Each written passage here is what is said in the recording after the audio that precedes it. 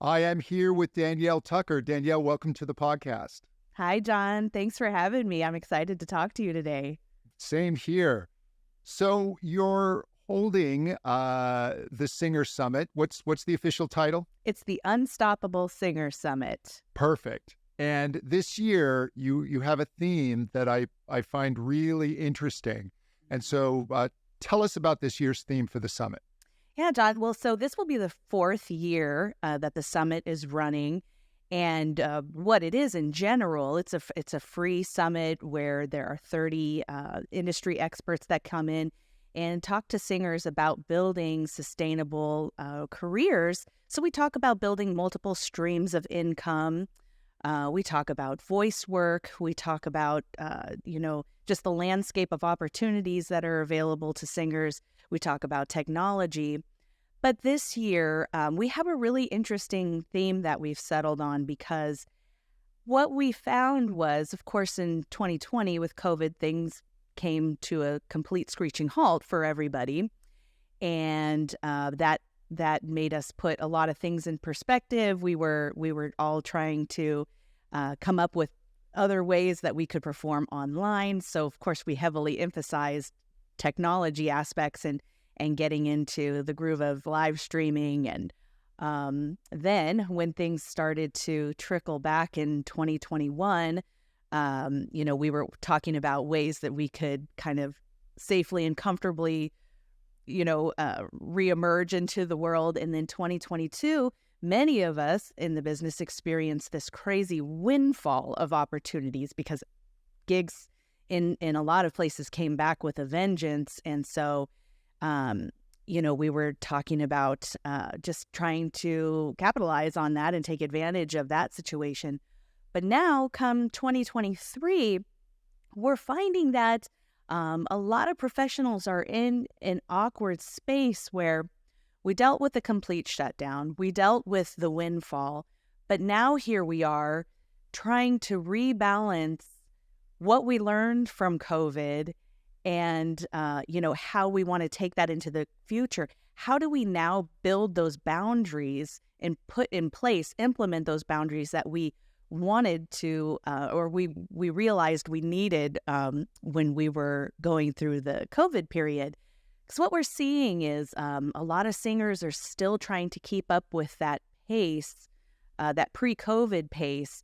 But we learned already that can be overwhelming, can burn us out and everything. So what we're seeing is singers canceling out their entire schedule for a week, for a month, or, going through the mental struggle of like, do I even want to keep doing this? I keep getting sick. I keep getting, mentally fatigued over this. We're seeing full bands cancel parts of their tour, full tours. We're in an unusual space where we are learning to create those boundaries, implement them, but still maintain professionalism and earn the work, get hired for the work. So we're going to really strongly emphasize self-care, taking care of your mental needs, your health needs, and just learning to be a strong professional with good, healthy boundaries. And I think it's hard as a singer when dealing with other musicians. I don't think musicians always fully understand what a singer has to go through to prepare for the gig, and then just what they have to expend during the gig. It's really taxing. It's tough on the instrument. And the fact is, if we're not in the best mental and physical shape, we really can't do our job well as opposed to other instruments. And I think it's also having the other musicians in the band understand that we need these boundaries. Right. Yeah, I absolutely agree with you. If we're not showing up as whole, healthy individuals, it's really hard to maintain that. The work of being a front person and creative in general is, can be completely draining, and it's a lot of pressure. And when you stack your schedule high, or, when you have a lot of work on the books, it can be very, very overwhelming. And, I definitely think it's it's important for musicians to learn that about the singers that are in their ensembles. But I really think it's up to us to take responsibility for that as singers, I guess we can educate the musicians around us, but also really taking on the responsibility of making sure we are creating the boundaries, knowing ourselves, having the self-awareness to know what we do and do not have the capacity for, and really making sure we're looking out for ourselves. So you as a working musician, what adjustments have you made? Give us your story coming out of the pandemic until now, and what changes have you made? Yeah, absolutely. Okay. So I have been working full time in a corporate show band called the Mighty Untouchables for about 14 years now. And this band works constantly. And so 2020 was really kind of a record high year for us. I mean, we were doing about 125 shows a year. And then on top of that, of course, I had other side gigs that I was doing, working every Sunday at a church, doing church services and taking on session work out of the home and in my home, other, sub fill-in projects. So it was just a constant flow of work. And I am just somebody who just wanted to take everything, that was available to me. And then things came just for everyone, of course, to a halt. And it went from a lot to nothing. And so it was a big shock to my system. And, it really did make me realize how much I was overdoing it, burning myself out, and the toll that it was taking on my family. I have 2 young kids, and it made me realize everything they were missing from me, and just physically, mentally, how it made me feel. And so I had vowed, I'm going to take things at a slower, more realistic pace once we do go back. But after things just, went on for so long, by the time work did start coming back, I was so hungry for it. I know a lot of singers felt this way. So once again, here I found myself just kind of taking everything that I could possibly get to get myself going again, to start fixing some of the financial damage that it had caused me. But I really found myself in that space again. And so what I had to do was take a realistic inventory of the opportunities that I was taking. And I began to do things like weighing out how many hours does this particular gig really require of me? And what is the financial return that I'm getting on that? And that was a big factor in all of it. And it was also, how much do I actually enjoy doing this gig? Is it draining me? Am I feeling resentful of it? Or do I feel like my tank is filled by the end of the night? And so it was a lot of that. It was the financial, it was the energetic, it was the mental aspect. So now, I just find that I'm a lot pickier, and I have become way more comfortable with saying no to certain things, even if it means, I'm going to miss out on a couple $100 or whatever the opportunity. I think that's just been the biggest growth or new mature mentality that I have, is that it's okay to say no. And, saying no doesn't mean that no one's ever going to hire you again, or they're never going to think of you again. But it's just something that you need to do to take care of yourself, and so that you can show up as a fully energetic, healthy, well singer, so that you can give each gig your all. I think that's actually really smart, that you're taking a concept like an effective hourly rate and really looking at that, because people will just say yes to a gig and then realize, oh, wait, I have to learn all of these songs, and they're not calculating the hours, right? We'll just calculate, oh, the gig is 5 hours and my drive time is this.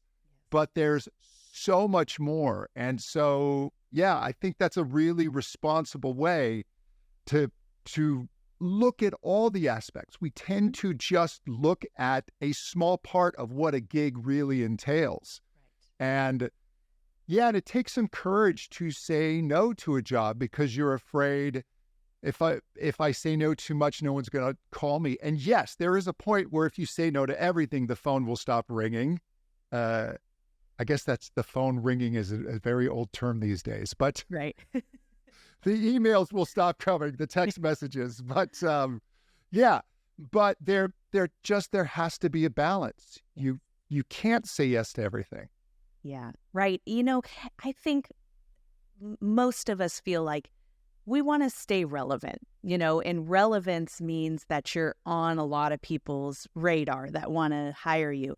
And I've always had that feeling and wanted to maintain that. But the risk we run if we don't create those healthy boundaries is that inevitably we will find ourselves in a position where we have burnt the candle at both ends and will begin taking actions that are really undesirable for those people that have hired us, like canceling, like being late, like showing up unprepared.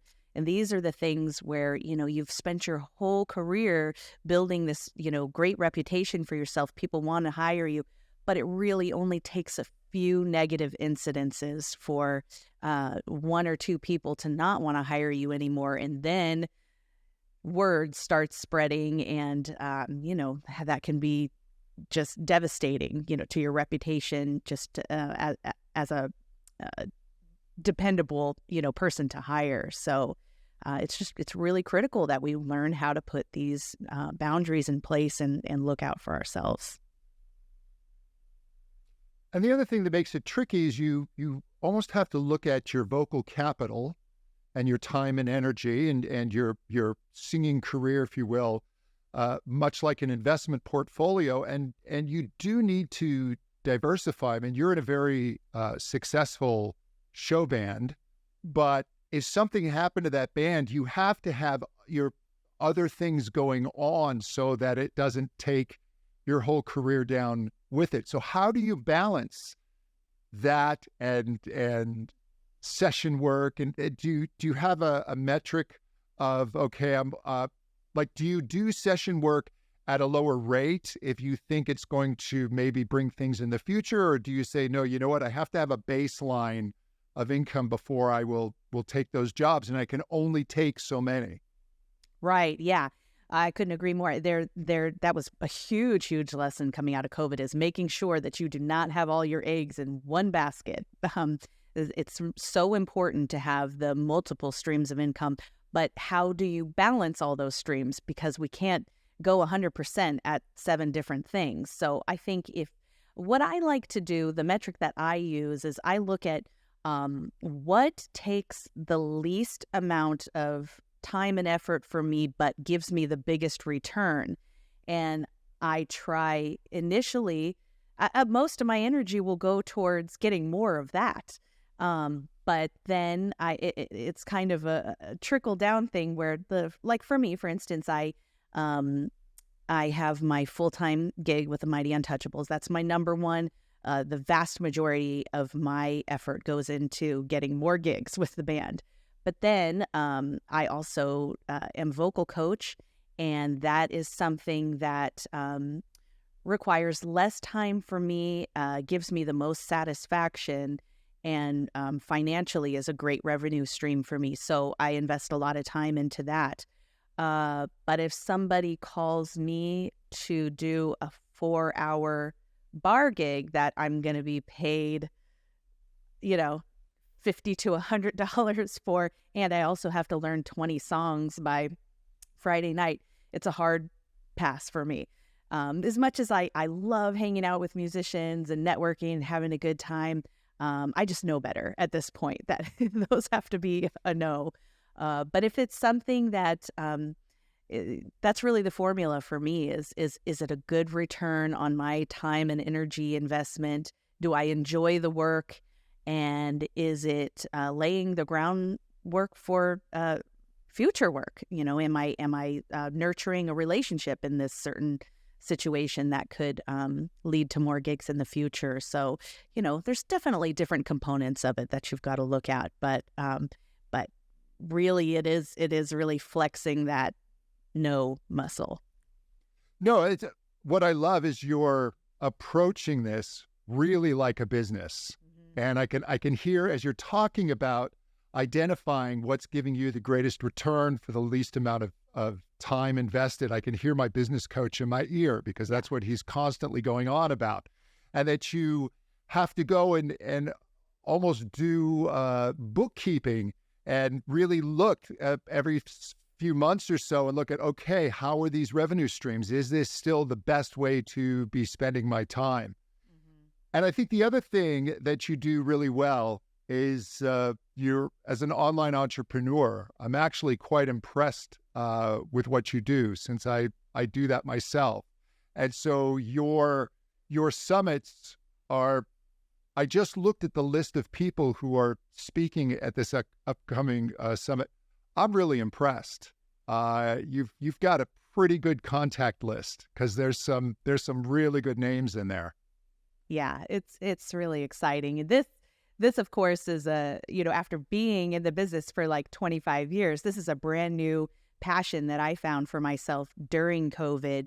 And it's really been, a blessing for myself and for, a lot of people that have gotten involved with it. So I think as singers, we can't just look at ourselves like singers. We've got to look at ourselves like business people, learn to wear various hats, because, once you acquire those, the business acumen, the soft skills of being in business, the networking components of it, those are the things that are going to lead you to these other revenue streams that you might not have thought of. Running summits, running an online business was not something that had ever been on my radar, but because I have always run my singing, as a business, the things that I was involved to just kind of naturally led me down this path. So, I think it's important that we work on our voices, we work on our craft, we work on our creativity, but also, you've got to pay attention to the business side of things too, and learn to be a sound man, learn to be a computer tech. Well, it's a lot of hats that you have to wear, but also learn to ask for help from other people who are experts in that field. But it's just the self-awareness to know that you do have to do those things. So tell us what we can expect in this upcoming summit, because it is free. That's what I love.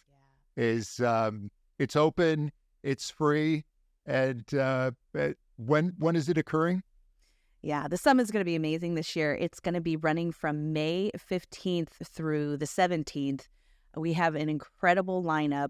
Right now, normally we have 30 experts that come, but on a daily basis, I'm adding more and more people to the lineups. I may even have to extend the summit for another day, which I'm strongly considering right now, but it's free for any singer to attend. So if you are a lead singer in a band, if you're an original artist, if you sing at your church, or even if you're just a hobbyist, there's so much that you can gain from just coming to the free event. We run live all 3 days, and the summit will stay up for 48 hours for you to watch for free. We also offer an upgraded package if you just want to buy the package so you have an unlimited time to watch it for yourself. But we've got this amazing lineup. We have you back in the lineup this year, which I am so excited for. So thank you for participating with us. But some other people on board, we have Laura Chapman this year, Hannah Bayless, BB Lee, Adam McGinnis. Oh my gosh, Wendy Parr is with us. Wendy, Natalie Weiss, yeah? Yes, absolutely.